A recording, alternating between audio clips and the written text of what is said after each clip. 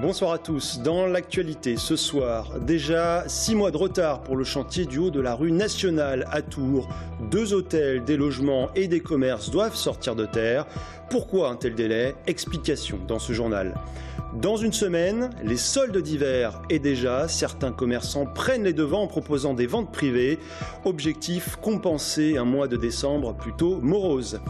Et puis, il a marqué la ville de Tours de son empreinte. Focus ce soir sur l'architecte Victor Laloux. On lui doit la gare, la basilique Saint-Martin ou encore l'hôtel de ville. Un style monumental.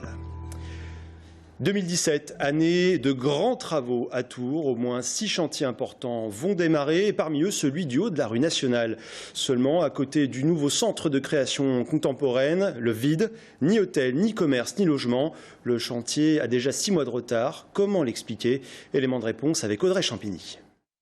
En ce début d'année 2017, le haut de la rue nationale attend toujours ses nouveaux locataires. Et pour cause, le chantier qui devait commencer fin 2016 a pris 6 mois de retard. Officiellement, l'une des raisons avancées est la volonté de ne pas interférer avec l'inauguration du nouveau centre de création contemporaine Olivier Debré, prévu mi-mars 2017. Mais en réalité, les retards sont surtout administratifs et techniques. La commission de sécurité qui travaille sur les plans a considéré qu'il y avait encore des choses à revoir. Et il y a des difficultés aussi avec l'architecte des bâtiments de France qui amène des exigences nouvelles. Parmi ces exigences, les contraintes liées au plan de sauvegarde, comme par exemple les distances de façade à façade, ou bien encore l'habillage extérieur des 2 hôtels qui doivent être conformes aux doléances de l'architecte des bâtiments de France. Les hôtels vont être recouverts de pierre, des éléments vitrés, il y a une sorte de deuxième peau, donc sur la qualité du matériau. Il y a toujours un choix sur site d'échantillons de matériaux pour s'assurer qu'on est parfaitement en conformité avec ce qui est indiqué sur le permis, parce qu'entre ce qui est écrit et puis parfois la réalité. Donc voilà, que tout cela soit validé a pris, c'est vrai, un peu plus de temps que prévu. Actuellement, seuls 3 commerces subsistent encore en haut de la rue nationale. Ils devraient être expropriés courant 2018, voire 2019. Si 2 d'entre eux auraient négocié pour être relogés dans les nouveaux locaux, pour le 3e, la situation semble plus conflictuelle. 2017, une année cruciale également pour le village de Montrésor. Il s'était fait connaître du grand public en décrochant une 2e place à l'émission Le village préféré des Français. C'était en 2015. Cette fois, la commune joue sa place dans le club des plus beaux villages de France auquel elle appartient. Montrésor sera de nouveau inspecté cette année et tout n'est pas parfait selon le délégué général du label qui s'exprime dans les colonnes de la Nouvelle République. Des bâtisses plus ou moins bien restaurées, mais aussi la traversée de la commune pose problème.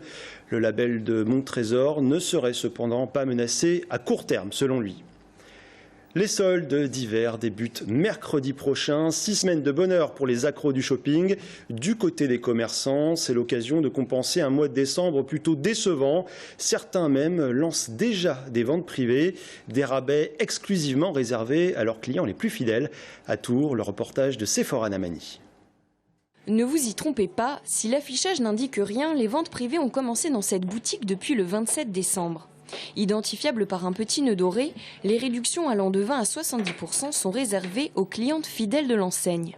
L'intérêt pour elles, c'est d'avoir leur taille, c'est d'avoir plus de temps, d'être conseillées davantage, parce que c'est vrai qu'en solde, on a moins le temps de les conseiller. On est dans une marque où elles ont besoin, la clientèle a besoin d'attention, on vend des looks, on a des produits quand même qui sont relativement chers, donc elles ont besoin aussi du conseil. Pour les commerçants, l'intérêt de ces ventes privées est double. Récompenser son fichier client et optimiser les ventes d'un dernier mois difficile en cette fin d'année. Pour certaines boutiques, jusqu'à 700 passages en moins ont été enregistrés par rapport à décembre 2015. La saison était un petit peu difficile, surtout la période de Noël a commencé un peu tardivement. On a senti que les clients venaient un peu plus sur le tard et c'est vrai qu'il y a eu pas mal de promotions dans différentes enseignes, donc il a fallu qu'on s'aligne aussi par rapport à la concurrence. Donc voilà, donc on a commencé les ventes privées un petit peu plus tôt. Du coup, la période est jusqu'à la veille des soldes, donc on a une période de vente privée qui est un peu plus longue que les autres années. Des ventes privées plus longues et qui se multiplient tout au long de l'année. De quoi partager les avis sur l'utilité de ces nombreuses promotions. Dans les soldes, je vois pas clairement en fait l'intérêt, à moins Non, on vient de passer les fêtes, il n'y a plus de cadeaux à faire, je pige pas trop l'intérêt. Ça me permet juste de maintenir les prix bas toute l'année en fait. Moi j'y vais, ça m'évite effectivement souvent de faire la queue pendant les soldes. C'est bien sur le côté fidélité, sur apporter ce que les bons clients ont le privilège de pouvoir rentrer avant les soldes. À une semaine des soldes, le bilan de ces ventes privées est plutôt positif. Les premiers objectifs sont atteints. Les boutiques se préparent désormais au 10 janvier, premier jour officiel des soldes d'hiver.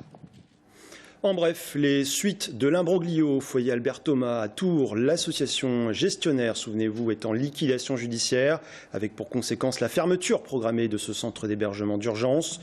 Ce matin, nouvelle étape, les 6 salariés de l'association avaient rendez-vous avec le mandataire judiciaire pour préparer leur licenciement. Ils étaient accompagnés d'une quinzaine de membres du comité de soutien. Écoutez l'un de ces salariés au micro d'Amanda Boer-Rivera. Elle n'a pas reçu nos contrats de travail.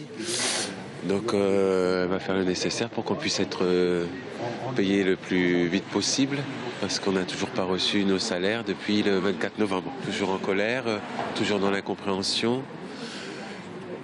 Le temps passe mais rien n'avance positivement, et pour les accueillis et nous les salariés on verra plus tard quoi. On verra plus tard. Voilà les salariés qui sont donc licenciés le 6 janvier.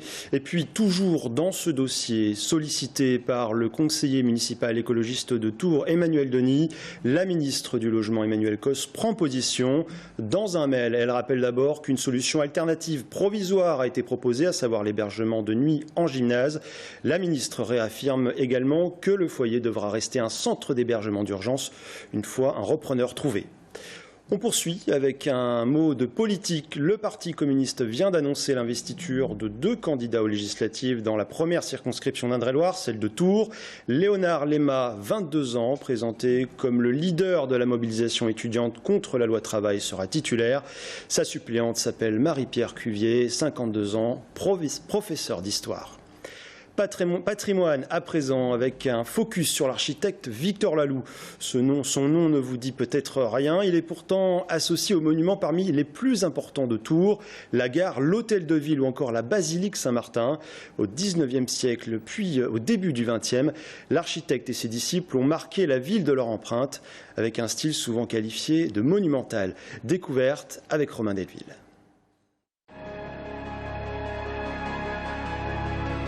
Le Tourangeau Victor Laloux a marqué de son empreinte architecturale la ville qu'il a vue naître en 1850. L'hôtel de ville de Tours, sa gare, la basilique Saint-Martin, 3 des édifices les plus emblématiques de sa ville portent la patte Laloux. Un style fastueux, opulent, démesuré. L'architecture de Victor Laloux, c'est avant tout une architecture de monument, en tout cas à l'échelle de la ville de Tours, où il donne à ses constructions un volume, une ampleur qu'on n'a finalement jamais connue dans l'histoire de la ville. C'est aussi une architecture extrêmement décorée, extrêmement savante dans son ornement. Récompense suprême pour un architecte, Victor Laloux remporte le Grand Prix de Rome en 1878. Mais c'est en tant qu'enseignant que Laloux diffuse ses idées et son génie. Aux Beaux-Arts de Paris, l'atelier Laloux compte 16 Grands Prix de Rome de 1890 à 1937. Parmi ses disciples, Frédéric Wilorski fut le plus prolifique dans la ville. L'enseignement à l'école des Beaux-Arts était avant tout théorique. Et pour la pratique, les élèves allaient suivre pour leur maître leur chantier. Et Frédéric Wilorski, par exemple, a suivi le chantier de l'hôtel de ville de Tours. Et en bénéficiant des relations de Victor Laloux, il a pu faire quelques années plus tard cet ensemble de logements rue Jules Charpentier. Mort en 1937, Victor Laloux repose au cimetière La Salle de Tours. Une sépulture dessinée par lui et forcément monumentale. Voilà, rappelons qu'un livre vient d'être édité. Victor Laloux, son œuvre tourangelle, livre édité aux éditions Sutton. Et maintenant, cette initiative étonnante, celle d'un agriculteur youtubeur. Dans une profession qui cultive la discrétion, David Forge, exploitant à Saint-Sénoc, près de Loches, a pris l'exact contre-pied. Chaque semaine, il poste sur Internet une vidéo dans laquelle il se met en scène. L'agriculteur de 36 ans explique son métier, des moissons aux machines agricoles, et ça cartonne. Paul Sertilange avec Amanda Boer-Rivera.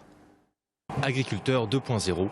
David Forge, 36 ans, s'apprête à reprendre la ferme de son père, mais à sa façon. La plupart du temps, j'accroche la caméra à l'intérieur de la cabine, comme ceci, voilà, c'est pratique. Céréalier, mais aussi youtubeur. Toutes les semaines, il raconte un aspect de son activité à la ferme sur les réseaux sociaux. Une façon pour lui de lutter contre les préjugés. Et lorsque je suis devenu agriculteur il y a 2 années, j'ai eu beaucoup de questions de la part de mon entourage sur ce nouveau métier. Et je me suis rendu compte que mes amis, mon entourage, ne connaissaient que trop peu finalement ce métier. Donc je leur expliquais et j'ai trouvé bon de montrer aux autres et au plus grand nombre mon métier. Donc aujourd'hui je vais vous montrer un petit peu les bâtiments. Ici vous voyez donc des vieux bâtiments et un peu plus sur la gauche, je vais vous montrer des plus récents. Ici et un deuxième ici. Les 2 pieds sur le terrain et de manière pédagogique, il parle aussi bien des moissons que de la meilleure façon de réparer son tracteur. Une formule qui marche bien. Depuis 2 ans, sa chaîne YouTube a réuni plus de 11 000 abonnés. Une réussite qu'il a eu du mal à assumer au début. D'être agriculteur et puis de filmer son quotidien, c'est un petit peu original quand même. Donc voilà, un peu la peur du mauvais œil, voilà, de la critique. Hein. La critique m'inquiétait beaucoup et m'inquiète moins aujourd'hui. Parce que je me rends compte que les retours sont quand même très positifs, les commentaires, les avis. Donc voilà, je continue. Sur le net, il compte bien poursuivre l'aventure en emmenant son public vers d'autres univers du monde agricole.